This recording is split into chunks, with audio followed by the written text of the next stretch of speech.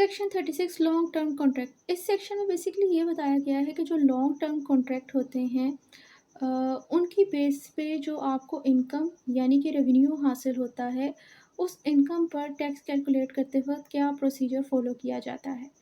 सो यही चीज़ जो है वो इस सेक्शन के अंदर बताई गई है। अगर इसको बेयर एक्ट से स्टार्ट करने से पहले मैं इसका कॉन्सेप्ट डिस्कस कर दूँ तो वो सिंपल सा ये है कि लॉन्ग टर्म कॉन्ट्रैक्ट वो कॉन्ट्रैक्ट होते हैं जो कि जिस टैक्स ईयर के अंदर वो साइन हुए होते हैं ना, उस टैक्स ईयर के अंदर वो कंप्लीट नहीं हो सकते। मतलब उन पर जो है वो प्रॉपर जो है उसकी परफॉर्मेंस नहीं हो सकती।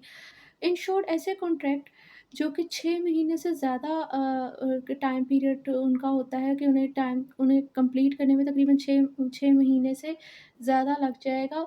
यानी कि 2-2 3-3 साल भी लग जाते हैं। ऐसे कॉन्ट्रैक्ट जिनको उसको पूरा करने में 6 महीने से ज़्यादा टाइम लग जाए, लाइक 2 साल लग जाएँ, 3 साल लग जाएँ, जिस टैक्स ईयर में कॉन्ट्रैक्ट हुए हैं उनमें वो पूरे ना हो सकें। तो उस तरह के कॉन्ट्रैक्ट को जो है हम कहते हैं लॉन्ग टर्म कॉन्ट्रैक्ट। जैसे कंस्ट्रक्शन हो का कॉन्ट्रैक्ट हो गया, मैन्युफैक्चरिंग का कॉन्ट्रैक्ट हो गया। और अब इन कॉन्ट्रैक्ट के नतीजे में ज़ाहिर-सी बात है जो है आपको असूलन तो जिस टाइम आपको इनकम आप इस कॉन्ट का अपना पूरा लायबिलिटी पूरी कर दो, अपनी पूरी ऑब्लिगेशन पूरी कर दो, तभी आप एंटाइटल ऑफ पेमेंट होंगे। तो इस हिसाब से अगर आप देखने जाएँ तो आपका कॉन्ट्रैक्ट जो है वो अगर 2-3 सालों में पूरा हो रहा है, तो शुरू के सालों में अगर पूरा नहीं हो रहा, तो फिर आपको लास्ट में जिस टाइम पूरा हो रहा है तो इकट्ठे 2-2 करोड़, 3-3 करोड़ मिलेंगे, तो उसके ऊपर आपको पैसे देने पड़ेंगे। तो ऐसा नहीं है, ये एफपीआर के रूल्स एंड रेगुलेशन के खिलाफ है। सेक्शन 36 में बताया गया है कि जब लॉन्ग टर्म कॉन्ट्रैक्ट होता है ना, तो वहाँ पर जो इनकम को कैलकुलेट करते क आपने जो है जिससे जिससे जो आपको जो पैसे हासिल होते हैं लॉन्ग टर्म कॉन्ट्रैक्ट के नतीजे में, वो आपने परसेंटेज कंप्लीशन ऑफ मेथड के हिसाब से अपनी उस इनकम पर जो है वो टैक्स पे करना होता है। अब परसेंटेज कंप्लीशन मेथड क्या है, ये हमें तब पता चलेगा जब हम इसको डिस्कस करेंगे। सो इसको स्टार्ट करते हैं, इसको एग्जांपल के साथ समझेंगे। जब एग्जांपल के साथ करेंगे ना, तो फिर आपको ज़्यादा अच्छी चीज़ क्लियर हो जाएगी। पहले आप बेयर एक्ट से पढ़ लेते हैं। तो सबसेक्शन 1 कहता है कि पर्सन अकाउंटिंग फॉर इनकम। इसमें बेसिकली ये बताया गया है कि एक पर्सन का सोर्स ऑफ इनकम क्या है, बिज़नेस। और उसके अंदर वो मेथड ऑफ काउंटिंग कौन यूज़ कर रहा है, एक्यूरल बेसिस। और जो जो उसको इनकम जनरेट हो रही है वो एक लॉन्ग टर्म कॉन्ट्रैक्ट के नतीजे में हो रही है। अब लॉन्ग टर्म कॉन्ट्रैक्ट क्या है, ये मैंने बता दिया है। तो अब इस सिचुएशन के अंदर उस पर्सन की जो इनकम आ रही है बिज़नेस हेड से लॉन्ग टर्म कॉन्ट्रैक्ट के नतीजे में, और मोड ऑफ अकाउंटिंग उसका एक्यूरल बेसिस है। तो अब इस सिचुएशन में जब उस पर्सन ने अपनी इनकम के ऊपर टैक्स कैलकुलेट करना है, तो वो टैक्स कैलकुलेट होगा परसेंटेज ऑफ कंप्लीशन मेथड के हिसाब से। अब वो मेथड क्या है, ये आपको अभी इसी सेक्शन के अंदर आगे जाके पता चलेगा। और अभी मैं एग्जांपल नहीं डिस्कस कर रही, मैं एक ही दफ़ा एक ही एग्जांपल दूँगी और उसी के साथ जो है वो पूरा सेक्शन आपको समझ आ जाएगा। सब सेक्शन 2 कहता है, अभी आप जस्ट सिर्फ लिटरल इंटरप्रिटेशन पर गौर करें। The percentage of completion of a long term, जो सबसेक्शन 2 में ना आपको percentage of completion long term समझाया गया है।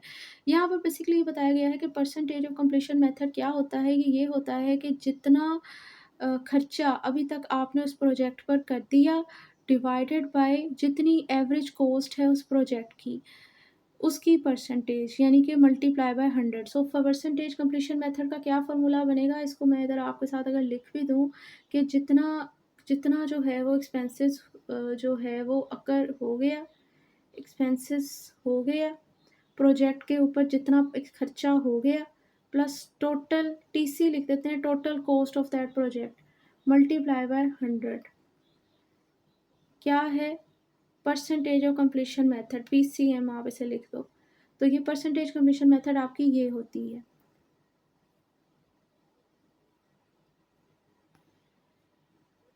अब जो है वो एक एग्जांपल से समझते हैं, फिर हम लोग इसमें क्योंकि आगे फिर जो है वो टर्मिनोलॉजीज़ को एक्सप्लेन किया गया है, अब मेरे ख्याल से एग्जांपल डिस्कस कर लेनी चाहिए।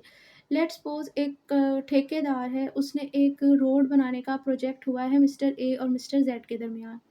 मिस्टर ए जो है वो यहाँ पर जो है जिन्होंने कंस्ट्रक्शन करनी है, अ, और ये मतलब उन्होंने अपनी सर्विसेज़ देनी है, और मिस्टर ज़ेड के ने जो है वो इन्हें पे कर रहे हैं कि आपने ये कॉन्ट्रैक्ट जो है वो परफ़ॉर्म करना है।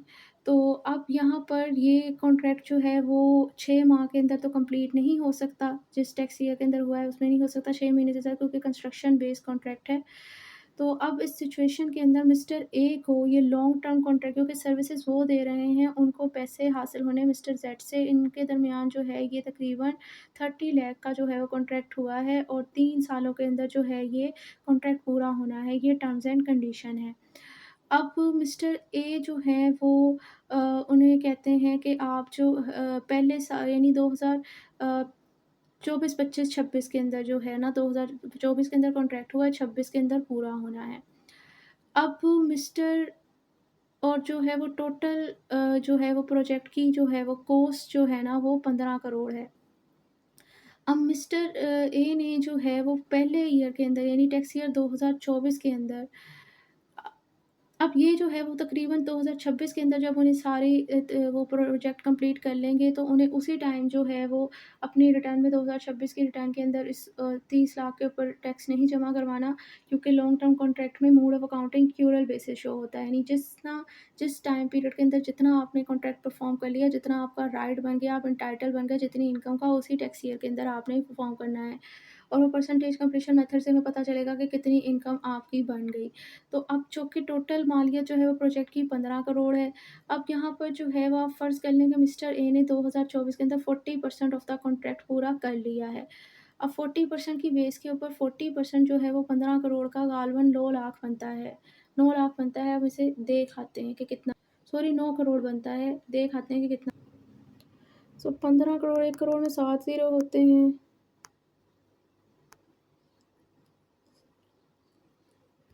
इसका 40% कितना बना? गलत एस्टिमेट में तो 6 करोड़ है। वो 15 4 बार 60 होता है ना, तो इस हिसाब से 6 करोड़ ही बनना था।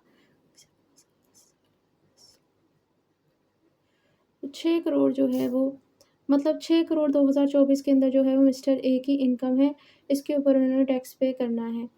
लेकिन इतना तो हमें पता चल गया कि अच्छा ठीक है कि इन्होंने 40% कंप्लीट कर लिया था प्रोजेक्ट, तो इसलिए जो है उनकी 6 करोड़ इनकम है, उस पर उन्होंने टैक्स पे करना है। लेकिन ये 40% हमें किस तरह पता चला कि ये 40% इन्होंने कंप्लीट कर दिया है? खुद से तो नहीं ना कह सकते कि मैंने इतने परसेंट कंप्लीट कर लिया है। तो वो परसेंटेज कंप्लीशन मेथड का फ़ॉर्मूला यही था कि जितना अब तक आपका खर्चा हो गया डिवाइडेड बाय जितनी टोटल कॉस्ट है मल्टीप्लाई बाय 100। तो खर्चा आप फ़र्ज़ कर लें कि इनका जो है इस प्रोजेक्ट को कंप्लीट करने के अंदर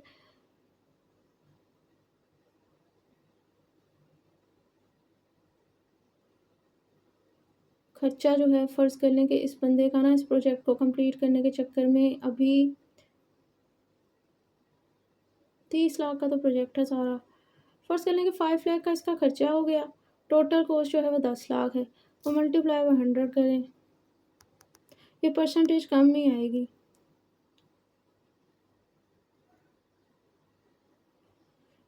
2 लाख कर लेते हैं कि टोटल खर्चा इसका हो गया है 2 लाख इस प्रोजेक्ट को कंप्लीट करने में, डिवाइडेड बाय 10 लाख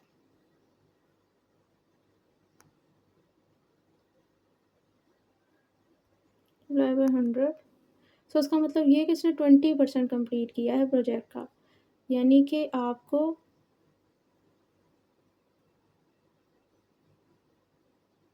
उस 15 करोड़ का 20% निकालना था। लेकिन अगर आप फ़र्ज़ कर लें कि प्रोजेक्ट का जो है वो आपका 30 लाख का प्रोजेक्ट था, उसका 40% जो है वो कितना बनेगा?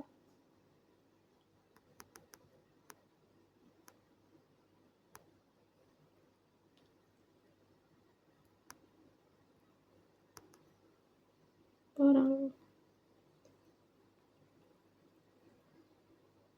सो इन शॉर्ट यहाँ पर ये है कि अगर जो है अ, आप परसेंटेज कंप्लीशन मेथड से लगा लें स्टार्ट से ही, अगर जो अभी तक जितनी मैंने आपके साथ एग्जांपल डिस्कस की है ना, उसे ज़रा लेट इट गो करते हैं, स्टार्ट से करते हैं क्योंकि मैंने भी कंफ्यूज कर दिया। फ़र्ज़ करें कि एक बंदे ने अभी 2 लाख लगाया, 2 लाख उसका टोटल खर्चा हो गया प्रोजेक्ट को कंप्लीट करते हुए 2024 में। मिस्टर ए का total cost of the project जो है वो 30 लाख है और 2 लाख अभी तक उसका हो गया है। जो टोटल कॉस्ट है मतलब टोटल बजट जो है प्रोजेक्ट का वो 30 लाख है, 2 लाख उसका खर्चा हो गया है 2024 के अंदर और टोटल कॉस्ट जो है वो 10 लाख है। तो उसके हिसाब से जो है वो इसका 20% जो है इसका मतलब इसने प्रोजेक्ट का कंप्लीट किया है।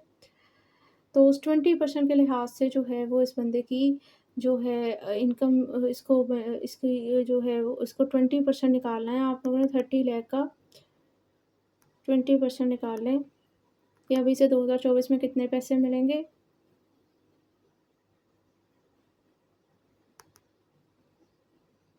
6 लाख इसे मिलेंगे, ठीक है। बाकी आप फ़र्ज़ कर लें कि 30 में से 6 निकाल दें तो 24 रह जाता है। तो बाकी के जो है वो 12-12 लाख का प्रोजेक्ट इसने 2025-26 के अंदर कर लिया, तो इस तरह करके उसे मतलब 6 लाख का हिसाब इसने 2024 की रिटर्न में देना है, बाकी के 12-12 लाख का हिसाब इसने 25-26 की रिटर्न में देना है। सो आई होप ये समझ आ गया होगा सबको।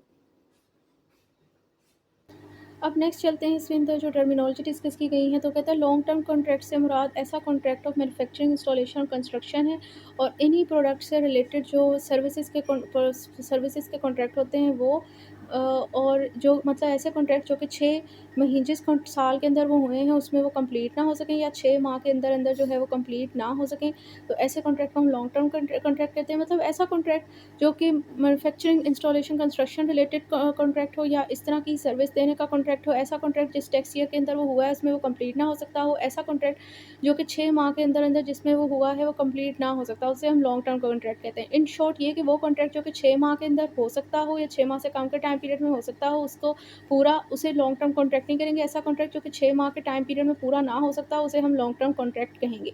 अब परसेंटेज कंप्लीशन ऑफ मेथड से मुराद उन्होंने लिखा हुआ है कि ये जनरली एक्सेप्टेड अकाउंटिंग प्रिंसिपल है, जिसके अंदर रेवेन्यू यानी इनकम और एक्सपेंसेस जो है वो लॉन्ग टर्म कॉन्ट्रैक्ट के अंदर जो है वो तभी रिकॉग्नाइज़ किए जाते हैं जैसे ही वो कंप्लीट, मतलब ये नहीं कि आपने पूरा कॉन्ट्रैक्ट पर पूरा होने का टाइम पीरियड का इंतज़ार करना है कि 2026 के अंदर 30 लाख की मालियत का कॉन्ट्रैक्ट अब ये पूरा हो रहा है, तो तभी 2026 के अंदर ही 30 लाख के ऊपर आप टैक्स दोगे।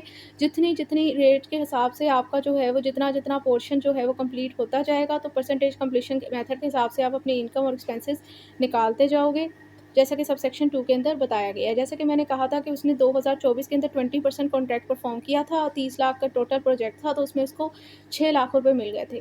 अब अगर आप फ़र्ज़ कर लें कि 12-12 लाख जो है वो उसने पूरा कर लिया, बाकी के टाइम पीरियड के अंदर 25-26 में तो वो उसको उस टाइम मिल जाएँगे, तो वो 6 लाख के लिए 2024 के अंदर अकाउंटेबल है, 12 और 12 अलग-अलग के लिए 25 और 26 की टैक्स ईयर के अंदर अकाउंटेबल है, उस पर उसने टैक्स पे करना है। तो इसी के साथ हमारा सेक्शन 36 कंप्लीट हो गया। नेक्स्ट वीडियो में हम इंशाल्लाह सेक्शन 35 को कवर करेंगे, जो इस पोर्शन का लास्ट सेक्शन है, उसके बाद हमारा ये पोर्शन कंप्लीट हो जाएगा।